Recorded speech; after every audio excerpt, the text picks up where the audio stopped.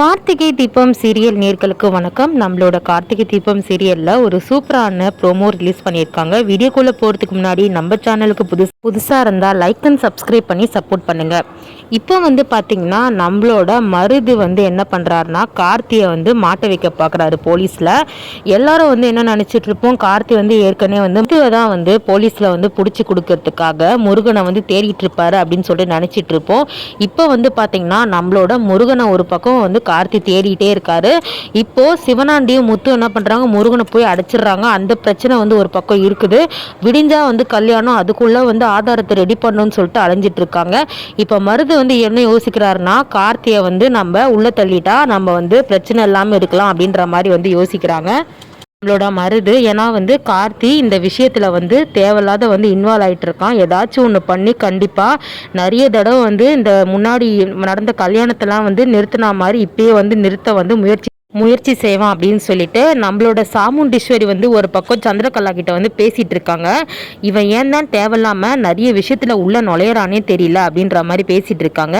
ஆமாக்கா, அவன் இங்க இருக்கிற வரைக்கும் நம்மளால எதுவுமே பண்ண முடியாது அப்படின்ற மாதிரி சொல்றாங்க. நான் சொல்றேன்னு சொல்லிட்டு நீ தப்பா எடுத்துக்காத.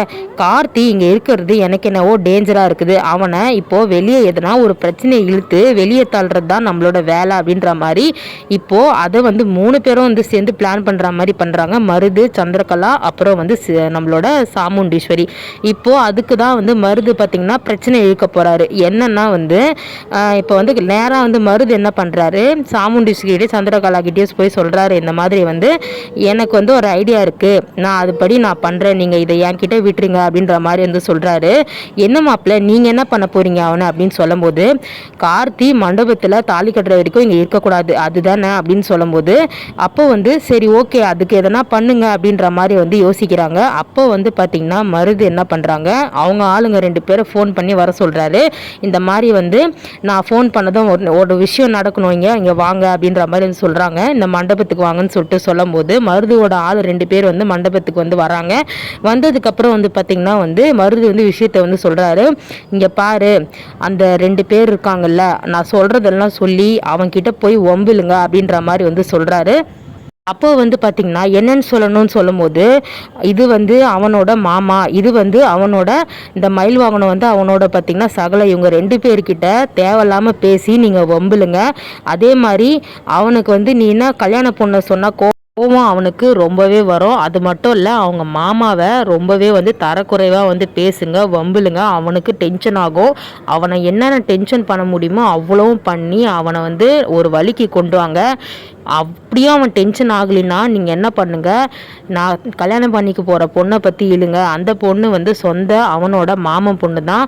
அந்த ரேவதியை பற்றி நீங்கள் இழுத்தீங்கன்னா அவன் பயங்கரமாக டென்ஷன் ஆகிடுவான். அப்போது உங்களை அடிக்க வருவான். அப்படியே பிரச்சனையை ஆரம்பிங்க, பிரச்சனையை கலப்புங்க அப்படின்ற மாதிரி சொல்லிடுறாரு. இப்போ பார்த்தீங்கன்னா அந்த 2 பேர் மருதோட ஆளுங்க என்ன பண்ணுறாங்க, வேணும்னே ஒம்பிழுக்கிறாங்க. யாருக்கிட்ட, நம்மளோட ராஜராஜன் கிட்டே மயில்வாகன் கிட்டே ஒம்பிழுக்கிறாங்க. ஒம்பிழுத்து நின்ன பெரிய இதுவா அப்படி இப்படின்னு சொல்லிட்டு ஒம்பிழுக்கிறாங்க. பார்த்தீங்கன்னா ராஜராஜன், ஏன்பா இப்படி தேவையில்லாமல் பிரச்சனை பண்ணுறீங்க அப்படின்னு சொல்லிட்டு கேட்கும் போது, நீங்கள் மயில்வாகனை கேட்குறாங்க, யார் நீங்கள் புதுசாக இருக்கீங்க அப்படின்னு சொல்லி, நாங்கள் யாராக இருந்தால் உனக்கு என்ன அப்படி இப்படின்னு சொல்லிட்டு தேவையில்லாமல் அவங்கள பேசுகிறாங்க. அப்போ கார்த்தி கரெக்டாக வராரு. அப்புறம் நம்மளோட மருது நான் சொன்ன மாதிரி அவன் வரும்போது தேவையில்லாமல் நல்லா பேசி விடுங்க, அவன் டென்ஷன் ஆகி அடிக்க வருவான்.